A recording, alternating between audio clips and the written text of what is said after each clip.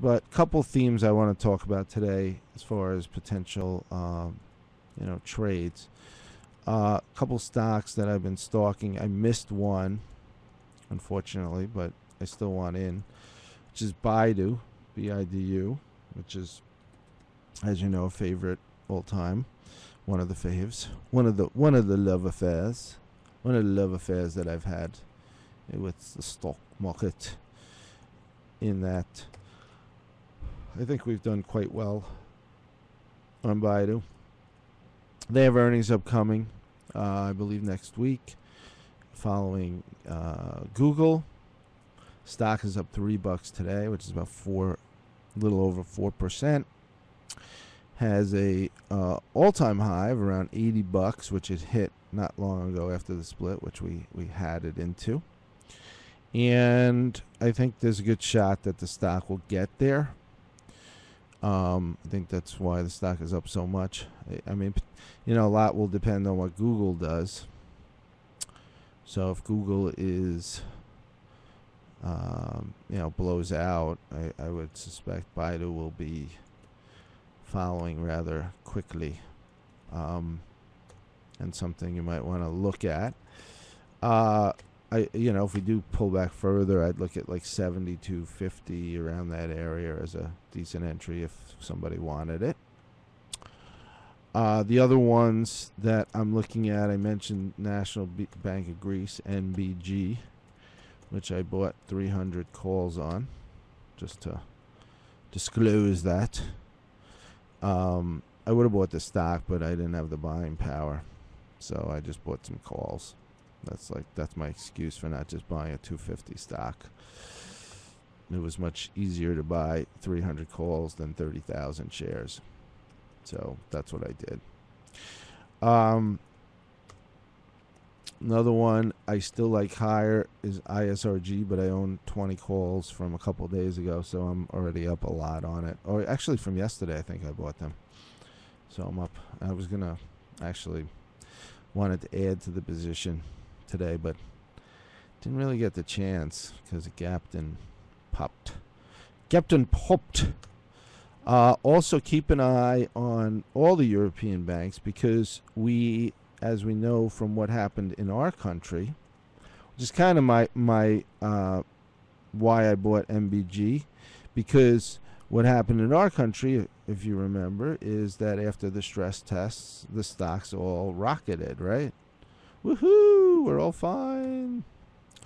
And so it's something to consider. I have not done the research to pull some better choices. I know there's a Vanguard financial ETF, European bank, but it's pretty thin and the options spreads are a lot. So I just want to see if I can find a couple. I mean, the obvious ones are like Deutsche Bank, Credit Suisse, RBS, MBG, IRE, right? Those are ones. I mean, I don't know how obvious IRE or MBG are, but the big ones are Deutsche Bank, Credit Suisse, Royal Bank of Scotland. That's a bad Irish accent, probably. I don't mean to offend anyone. I'm not very good at that accent. I can do some, but that's not one of them. So it does not pay to be permanently bullish or bearish. And this, it's interesting because I get emails all the time, right? I was very bearish on British Petroleum, right? And I mean, shocking, like I was the only one. But, when people were saying, oh, it's still a buy and it was in its 40s, I mean, we shorted it, or I shorted it, our own puts on it all the way down to like $29 or something. I think I caught almost the bottom on it. And then I went long around 28 and change or something, I think. I bought some calls. And I sold those yesterday when the stock was around where it is now. I think whatever it was, the high yesterday. And today I bought some puts on it, kind of as a hedge for some of my longs, and also because it just looks really putrid to me. And I don't know why anybody would own it now that they have capped it. It's like a sell the news kind of thing. But regardless of where it goes, my point is that I don't believe you can make money in the stock market over the long term if you pick one direction. Now, having said that, yes, if Dow goes to 1,000, as Robert Prechter so boldly has predicted, then, or said it could go to 1,000, I think was the exact quote, so I don't want to misquote anybody, or be too dramatic. To be or not to be, that is the stock market question. But if it did and you were short, you would make a hell of a lot of money. Of course, so that in that case, it would pay to be, really just pound it home hell, you could just keep shorting forever. Having said that, I would argue if that does happen, that it probably means that we're living in caves somewhere, and hopefully you have flak jackets and lots of rations, because it'll be like that movie I saw recently, The Book of Eli with Denzel Washington. It was not a very good movie. It was really horrible, actually. It was really stupid, frankly, if you want to ask me. Not as bad as another fine movie I saw recently, which was called Legion, which I would rather have lesions. I'd rather have like herpes lesions than watch that movie again. And that's how horrible that movie was, and whoever made it should be ashamed of themselves. Of course, some people may say that about my movies. So, but although the herpes lesions is probably going a bit too far.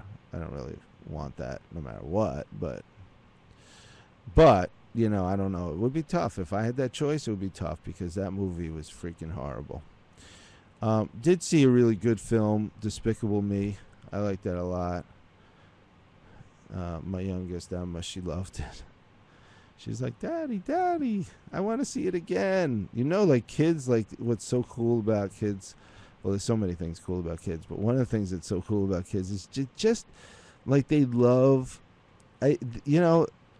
we all want to hold on to the moment, right? I think, that's human nature, right? You have a good moment in your life, and you're like, I just want to stay here. I just want to live here, right? Because who doesn't want to feel good, right? Who doesn't want to live good, right? So when you have those moments, those magic moments in your life, then you just want to be there. I make a good trade, I'm like, I just want this trade to last forever.